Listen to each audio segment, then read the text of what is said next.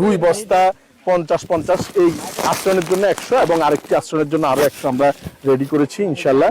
এখন আমরা এখানে আমাদের একজন লোক থাকবে, হ্যাঁ, তো এই যে নেন, হ্যাঁ, তো ইনশাআল্লাহ আমাদের এই ধারাবাহিকতা যাতে অব্যাহত থাকে, সবাই আমাদের জন্য দোয়া করবেন। বিসমিল্লাহির রহমানির রহিম। দেশ এবং প্রবাস থেকে এই মুহূর্তে যারা দেখছেন সবাইকে আসসালামু আলাইকুম।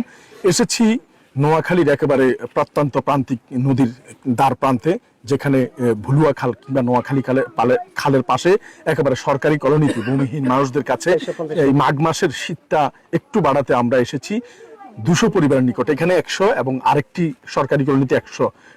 আমরা এর আগেও 2-3 দিন আগে একটি কার্যক্রম পরিচালনা করেছি, আজকে এটি করছি। এখানে প্রত্যেককে, এই শুধুমাত্র কোনো স্বাবলম্বী মানুষকে নয়, বেয়ারি সেবা ফাউন্ডেশনের মাধ্যমে, বেয়ারি সেবা ফাউন্ডেশনের স্পন্সরে সারা বছর আমাদের এই কার্যক্রম চলে। তারই ধারাবাহিকতায় বাৎসরিক যে শীত বস্ত্র বিতরণ, সেই প্রতিষ্ঠানের দায়িত্বশীল হিসেবে আজকে আমি আবারও এই জায়গায় এই মানুষগুলোর মধ্যে কম্বল বিতরণ করব এবং এই কম্বল মানুষজন যারা সরকারি কলোনি তারা পাবে। এখানে আমার মায়েরা দাঁড়িয়ে আছে, আমরা কম্বলগুলো দিয়ে দিচ্ছি। আরেকটি কলোনিতে 100, এখানে 100 আমরা দিয়ে দিচ্ছি, নেন। হ্যাঁ, তো এই যে একটু আপনারা কম্বল নিয়ে দাঁড়িয়ে থাকেন, কারণ নাইলে ঝামেলা হয়ে যাবে।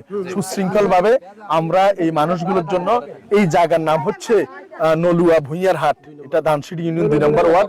এই মানুষগুলোর আশ্রয়ণ প্রকল্পে সরকারি ঘর, ওই যে পিছনে যদি আমি দেখাই লাল লাল রঙের এই সরকারি ঘরগুলো এখানে একেবারে নদী তীরবর্তী হওয়ায় কেউ তেমন একটা আসেও না, তাই এই মানুষগুলো 450টি পরিবার এখানে আছে।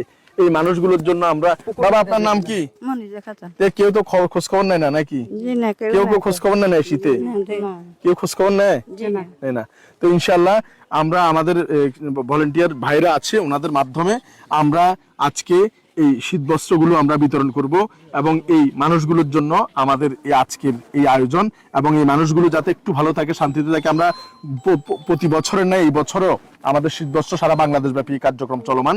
সারা বাংলাদেশ ব্যাপী কার্যক্রম চলমানের মধ্যে নোয়াখালীতেও আমাদের এই কার্যক্রমটি আমরা এর আগেও বেশ কিছু করেছি এবং আজকেও আমরা সম্পন্ন করছি। দাঁড়া থাকেন বাবা, কেউ জানেন না, হ্যাঁ, আপনারা দাঁড়া থাকেন। এই যে আমরা এখানে এই যে 2 বস্তা 50-50 এই আশ্রয়ের জন্য 100 এবং আরেকটি আশ্রয়ের জন্য আরো 100 আমরা রেডি করেছি ইনশাআল্লাহ।